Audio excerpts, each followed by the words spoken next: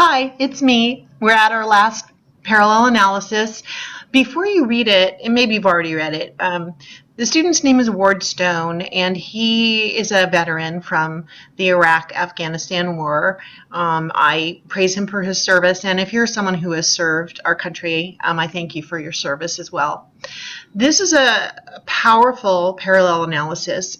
Ward, and you may know him, he's actually been in a character, not a character, but mentioned in some books about the war for some of his bravery.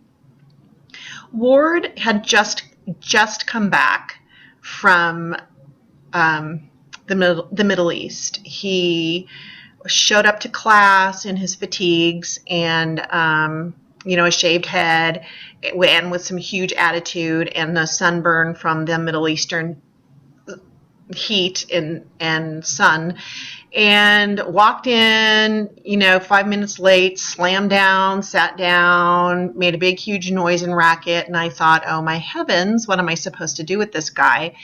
And this is the first writing assignment. They didn't have the paragraph that you had about Apartment House, so he walked in and I thought he wasn't going to do anything, and then he comes to class with this assignment, and I see by looking at his paper what's going on in his life. And so I appreciate that even like 3 days into a crammed 8 or 9 week summer semester, that he felt comfortable enough to write this personal parallel that was very personal, specifically because he had just returned from a war that he can never forget.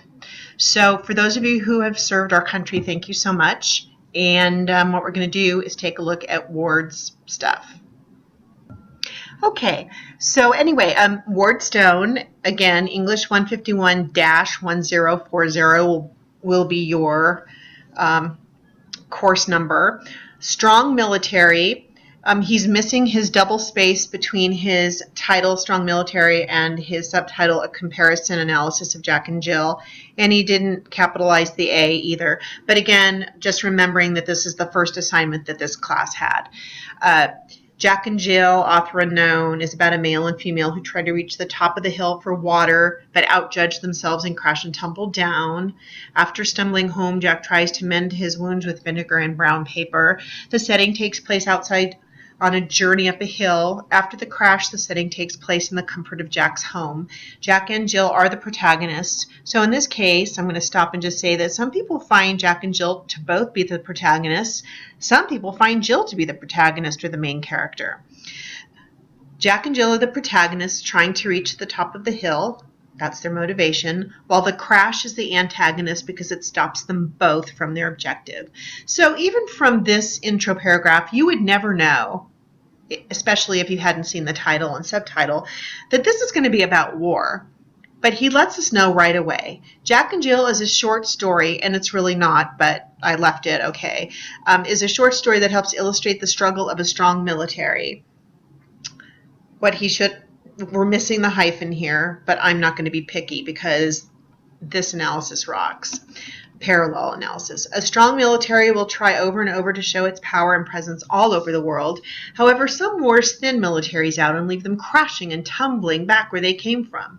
Vietnam is a good example. Jack returning home to mend his wounds mirrors a military unit in defeat. So in this case, Jack is actually representing a group of people returning home in order to rebuild its power and mend its wounds.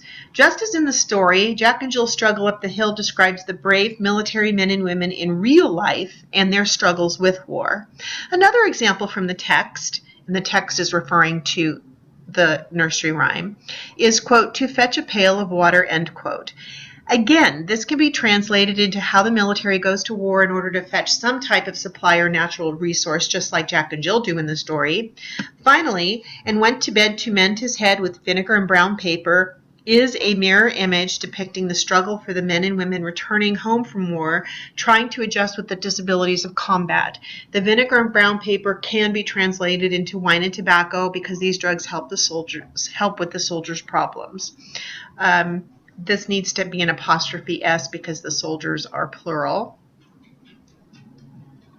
You'll notice I put 2 lines under here. That lets Ward know when I hand his paper back that this A needs to be a lowercase, and these 2 letters here, the I and the S, need to be lowercase. This is something that Sadie did too. Vinegar and brown paper, this needs to be quoted again. Anytime you use a word or phrase from a piece of literature and put it in your paper, you need to quote it. And you'll notice here that he didn't put Jack 2 or Jack 7, 8 or Jack 7, 8 again here. It was just a different class it was the summer, and I hadn't taught that you had to put Jack there yet. So, or the last name of the author or the first name of the title of a piece of literature that doesn't have an author. So that's why, but you are going to put Jack in the line number. So these are your 3 pieces of literature to take a look at. What I'm going to do right now is I'm going to type a paper that lists exactly what needs to be in your intro paragraph. That same paper is in your packet. It's in the analysis part of your packet. But I'm just going to type it again because I know some of you couldn't get your packet. Either I mailed it to you and you don't have it yet, or you just joined the class, or you ended up going to the bookstore right when they discovered that I had not cited something correctly, and so I just have to talk to someone about it. Okay, so anyway, that's the scoop. I look really forward to reading this paper. I'm really proud of you guys so far. You know, the first 2 weeks are hard. A totally online class can be totally hard, and I'm sick of hearing my own voice, so I'm going to shut up. Oh, don't say that. I'm going to be quiet. Have a great evening. Peace.